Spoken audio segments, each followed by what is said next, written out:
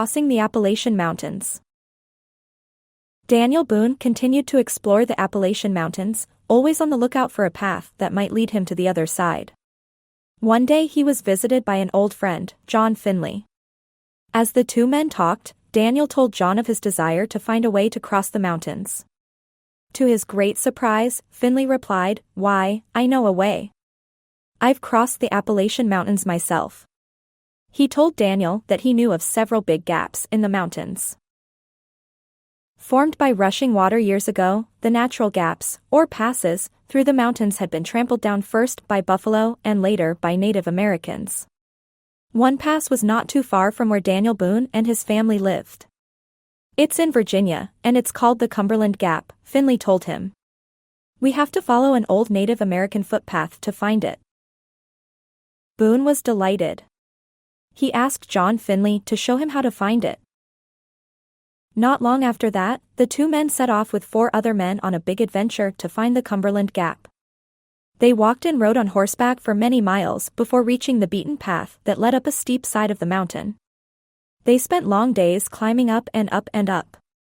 Daniel's skills as a woodsman helped him identify animal tracks and follow the Native American footpath. They were overjoyed to reach the top of the mountains where they could see a magnificent river stretching out beneath them. Following a narrow footpath, the men finally made it to the other side of the Appalachian Mountains, to the land that is now known as Kentucky. Daniel and his friends were pleased with what they found on the other side of the mountains. The land was rich and fertile, and there were great herds of buffalo grazing on grasses. For the next 2 years Daniel Boone stayed in eastern Kentucky, hunting and trapping wild animals. When he finally returned to North Carolina, he was met by other settlers who expressed an interest in leaving their homes in the east and moving westward. These pioneers asked Daniel if he could show them the way across the Appalachian Mountains. "It's not an easy trip," Boone told them. "The forests are dense, and there are many dangers along the trail." But the pioneering spirit of these settlers remained strong. 2 years later, they convinced Daniel that they were serious about making the hard and dangerous trip to wilderness lands. And so, Daniel led his own family, along with several other families, back through the Cumberland Gap into Kentucky. However, the trip proved even harder for families than it had been for the woodsmen. The families were not used to living in the wild outdoors like the woodsmen. Setting up a settlement in Kentucky was more difficult than the pioneers expected, and they were forced to go back home over the Appalachian Mountains. Soon after, a rich man bought land in eastern Kentucky from the Native American Cherokee tribes. This rich man wanted to sell the land to families so they could live on the other side of the Appalachian Mountains. First, there needed to be a clearly marked trail so that pioneers would not lose their way as they crossed the mountains. The rich man had heard of the adventuresome and talented trailblazer named Daniel Boone. He asked him to ablaze, or create, a trail that the pioneers could follow. Daniel Boone gathered together a group of men to help him clear the forest through the wilderness. Together they worked through rain, snow, and mud.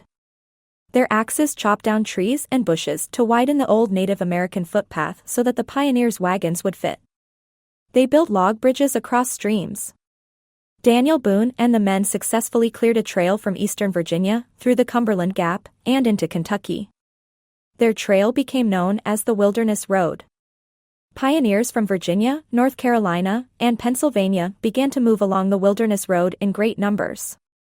By the time that Kentucky was declared a state, less than 20 years after the trail was blazed, more than 100,000 people had used the Wilderness Road. Daniel Boone's hard work was responsible for opening up the area known as the West to many pioneers. As more and more settlers streamed into the West, relationships with the Native Americans who were already living there became even more strained. Daniel Boone's own family was the first pioneer family to settle in Kentucky. Daniel chose a spot near the Kentucky River to build a fort. It took several years to complete the fort. About as large as one city block, the fort sheltered log cabins and the people that lived in them. The fort was named Boonesboro after Daniel Boone, the man who built it. Life was difficult for the pioneers in the beginning, but people kept streaming across the mountains. In fact, so many people came that Daniel Boone felt his wilderness was being destroyed. It was no longer a wilderness land.